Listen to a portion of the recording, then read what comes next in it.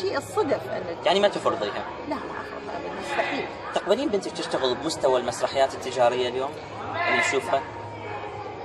اي عمل انا ما افرضه على بنتي اذا ما كانت عندها هي قناعه. لا اليوم بنتك قالت لك انا ينعرض علي فد فلان دور من ادوار البنات اللي يطلعون من المسرحيات وياك اللي بيها الرقص ما اقبل، مو انا ما اقبل، هي ما تقبل.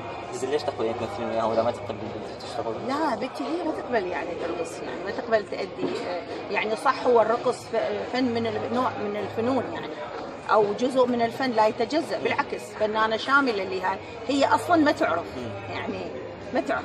عرفت؟ لا مو انا ما اقبل، قلت لك هي ما تقبل، هي ما تعرف يعني. ماكو واحد ما صور واحد يجي يهزئ نفسه، حتى من انا كنت صغيره يعني من كنت شابه ممكن اادي هيك ادوار يعني. احنا كانت نجمات يعني عندهم شهادات يعني يشتغلون ان يكونون فنانات شاملات يعني في رقص وفي غناء، هذا مو عيب ابد ابد مو عيب. هذا الموضوع اسمح لي انا ما اديت هذه المهاره لان ما عندي. بس ما ترقصين بالبروموات، تتهوسين خلينا نقول. لا هي هوسات، هذه هوسات.